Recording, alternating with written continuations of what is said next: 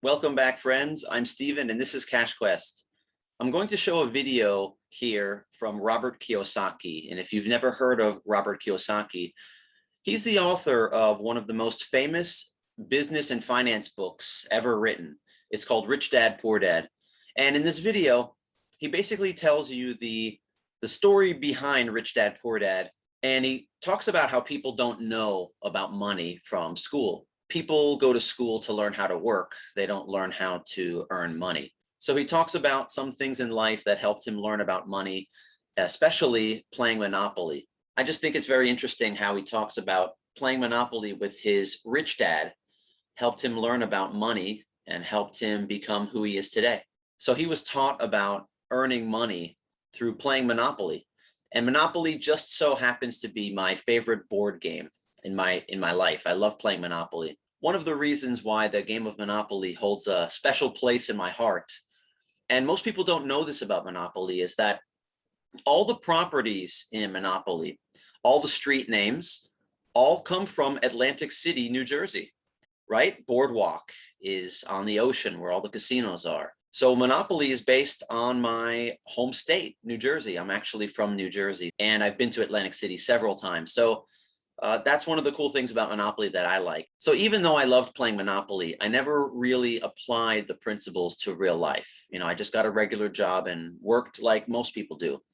But one of the reasons that this connects to CFX is that Robert Kiyosaki believes that everyone should have passive income streams. Everybody should find a way to earn income rather than just relying on your main job, the job that gives you a paycheck to live. So that's what CashFX is for me. CashFX it's just a stream of passive income, residual income that comes in, and it's an additional way of earning income beyond just my regular paycheck job. So let's watch this video. I'm going to show another Robert Kiyosaki video in the near future, but let's watch this video. It's just about 10 minutes long, and it's really interesting and inspiring with Robert Kiyosaki talking about some of his life lessons about finance and money. And as always, thank you so much for watching, and here's to your success. Until next time. Do the rich people cringe and say, don't tell them that, Robert? Yes. Don't tell people what you know. Right. Keep them poor. My father was the head of education, PhD, all that stuff. I go home and ask him, said, why don't we learn about money in school? And he looked at me and says, because the government doesn't let us teach that subject. The government tells us what we can teach and what we can't teach. And I thought that was strange. And I said, but aren't we going to school to learn about money? He says, no, your job is to get a job. I said, but you get a job to earn money. He goes, no, you're supposed to just get a job. I went, no. Isn't the purpose of a job to earn money? He goes, you're correct. I said, so why don't I just learn about money? I can skip the job part, And he got flustered and he said, if you want to learn about money, why don't you ask your best friend's father about money? And I said, why? That's Mike. So I asked him. He says, because Mike's father is an entrepreneur. And I said, what are you? He says, I'm an employee. I'm a government employee. I went, oh, what's the difference? He says, the difference is an entrepreneur must know about money, or they're no longer entrepreneurs. And he says an employee doesn't have to know anything about money, because the government will take care of them, the company will take care of them. So I'm all confused. But I took my dad's advice and I trundled over to Mike's father's office and knocked on his door and I said, hey, I'm here, 9 years old. Teach me about money. He says, beat it, kid, But that's where the story of Rich Dad, Poor Dad started. And finally, through persistence, my rich dad started teaching me about money on one condition. And that condition was he would never pay me. He says, the moment I pay you, you think like an employee. He says, that's the trap. Entrepreneurs work for free. And now I'm 9 years old, my head's going cracking in half. He says, you never want a paycheck. You understand that, kid? I said, okay, I got it. And he says, well, how do I make money? He says, that's what entrepreneurs figure out. It's like, so how do I learn about money? So he would just break out a Monopoly game board. So I would work for free. I'd pick up cigarette butts, and he had hotels and restaurants, and I would clean and do menial tasks. And as I got older, I started getting into office work and marketing and accounting, and I was an apprentice basically, but I always worked for free. And he would teach me about money, but the way he taught me about money was playing Monopoly. And finally one day I got upset. I said, well, when are you going to teach me about money? He says, what do you think we're doing? We're playing Monopoly. He goes, no. What do you think we're doing? We're playing Monopoly. He says, what do you think we're doing? So I don't know. I'm teaching you about money. And then that's when, you have one greenhouse. He says, there's many formulas for great success in money. There's thousands of them, but one of the best ones is found on the game of Monopoly. It still is today. 4 greenhouses, 1 red hotel. I said, what? He says, one of the greatest ways to acquire great wealth is playing Monopoly in real life. 4 greenhouses, 1 red hotel. Is that all there is? He goes, that's it. And he says, what do you think I'm doing? And I went, I don't know. So then he took me out and he showed me his greenhouses. And 10 years later, when I was 19, I was now in school in New York, and I come back to Hawaii, and Rich Dad had bought the biggest piece of land smack dab in the middle of Waikiki Beach. And when you go to Waikiki Beach today, you'll see the Hyatt Regency Hotel. That was his hotel. Just like the game of Monopoly. Just like the game of Monopoly.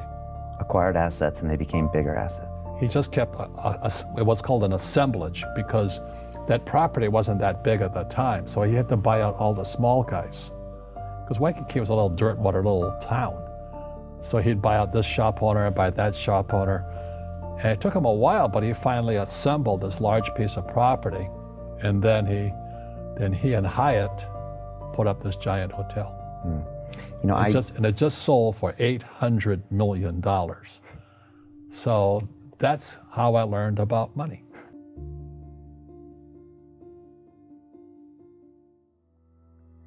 I've had financial crashes. I've had people stab me in the back, but they're all good because I grow from it. That's spirituality. Right. People who are afraid of making mistakes, like they teach in school, they don't ever grow. Because spirituality is there's good and there's bad, there's right and there's wrong, there's up and there's down. Most people only want to be right, they only want to be positive. Well, you can't have that. That's not reality. Well, I wasn't poor by most people's standards, but I came from a family with a poor attitude, if you know what I mean. Because rich, poor, middle class, poverty starts with a fundamental attitude. Poverty is passed on. It's taught in your families. And middle class is taught in families. And so the people right now who are sitting at home, who are struggling financially or worried about money or unhappy, they may be making a lot of money, but unhappy with what they're doing, it was probably taught to you. Your super ego was taught, get a job, work hard, or you'll never be rich, or the rich are evil, or whatever. The school system will never teach you about money.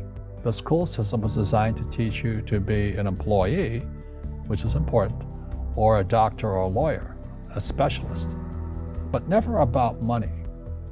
And what most people lack is real business knowledge, like accounting, like debt, like taxes.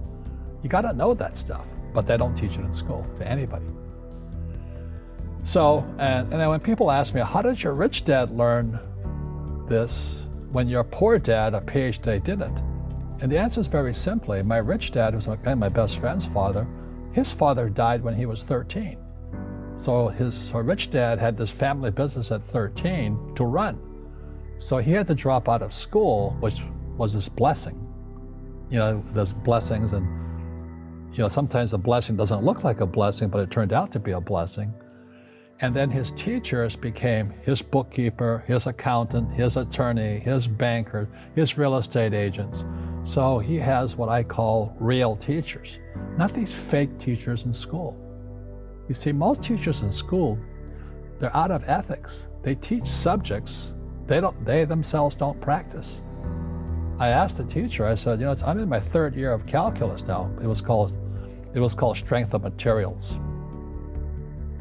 I said, am I ever going to use this stuff? He goes, no. I said, why do you teach it? He says, because I get paid. I said, do you ever use it? He goes, no. And that's why, you have to, in life, one of the things I suggest to people, you got to find a real teacher versus a fake teacher. And a fake teacher is somebody who doesn't do what they teach. And a real teacher is doing what they teach every day. So my accountants, my attorneys, they're in it every single day. That's how I learn, because every day I'm solving problems in my business. So I have accountants and attorneys and bankers and all these people on speed dial because I'm solving problems with my team. I see you giving this knowledge out, and Yeah. do the rich people cringe and say, don't tell them that, Rob? Yes. Don't tell people what you know. Right. Keep them poor. But unfortunately, the poor, as was in the Bible, I'm not real religious, the poor will always be amongst us because it starts up here. Right, it's that fear mentality. It's in their words, and the words become flesh. Again, I'm not really religious. I flunked out of Sunday school also. But when they say I can't afford it or I can't do that, they go down. They become what they say. My PhD daddy says, what do you think I am, made of money? I can't afford that. And my rich dad would say, that's why he's poor. Poor people say, I can't afford it, I can't do that, I don't have time. Because it's an escape. It's an escape, you know what I mean? It's easy to say, I can't afford it. And your rich dad used to say what instead of, I can't afford it? How can I afford it? How can I do that? What would it take, or why should I do that? He says that a question opens the mind, a statement closes the mind. See, when you say, I can't afford it, your mind shuts down, and you become what you say. Rugby is a team sport, but so is soccer. The rules are different. And other people are golfers. They play by themselves. And so everybody's different. So my game financially is business, number one. Second is real estate. So what I say to young people is, you find your game.